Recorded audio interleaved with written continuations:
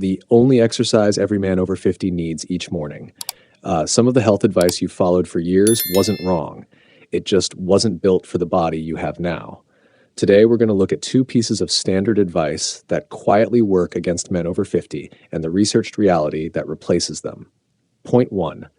Common advice.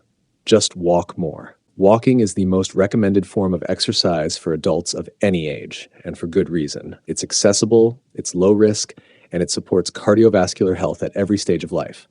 But here's the researched reality. Walking primarily trains slow twitch muscle fibers, the endurance fibers responsible for steady, sustained effort.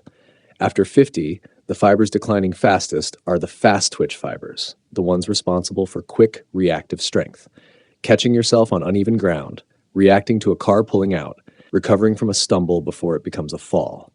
Research on age-related muscle change consistently shows that fast twitch fiber loss outpaces slow twitch loss starting in a man's 50s. Walking maintains the system that's already holding up reasonably well. It does very little for the system quietly losing ground. That's not a flaw in walking. It's a gap in relying on walking alone. Point 2. The longevity science angle. Train for reserve, not just endurance. Here's the different approach, and here's why it matters more at this life stage than at 30 or 40.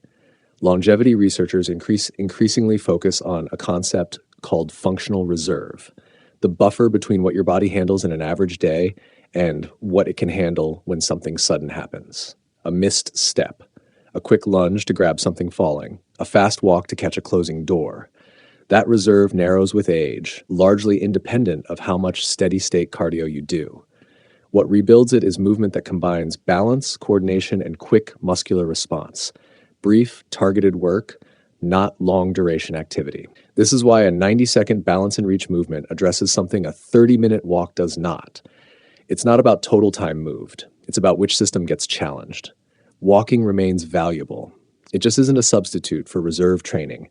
And after 50, reserve is the metric that predicts independence more reliably than endurance does. Point 3. Common advice. Cut calories to manage weight. The second piece of standard advice. If weight creeps up, eat less. It's simple, it's intuitive, and for younger adults, it often works well enough on its own. The researched reality is more specific. After 50, resting metabolic rate declines gradually, largely driven by the muscle and nerve changes we just discussed, not by age itself in isolation. Straightforward calorie reduction without addressing muscle maintenance tends to reduce muscle mass alongside fat mass. That's a problem, because muscle tissue is what keeps the metabolic engine idling at a reasonable rate in the first place. Think of it like trimming a budget by cutting your income-generating assets instead of your discretionary spending. The math balances short-term. Long-term, you've made the underlying problem worse. Studies on aging and body composition show that calorie-only approaches in adults over 50 often result in disproportionate muscle loss compared to the same approach in younger adults, even when total weight loss looks similar on the scale. Point 4. The longevity science angle. Protein timing and muscle preservation matter more than restriction. The different approach here isn't about eating less. It's about eating differently distributed and prioritizing muscle preservation alongside any calorie changes. Research on aging muscle points to something called anabolic resistance. After 50, the body needs a larger, more concentrated dose of protein in a single sitting to trigger the same muscle-building response it once achieved more easily. Spreading small amounts of protein thinly across the day, a common younger adult strategy, becomes less effective at this stage. The researched reality favors concentrated protein intake at 2 or 3 meals, alongside movement that keeps muscle engaged rather than blanket calorie restriction.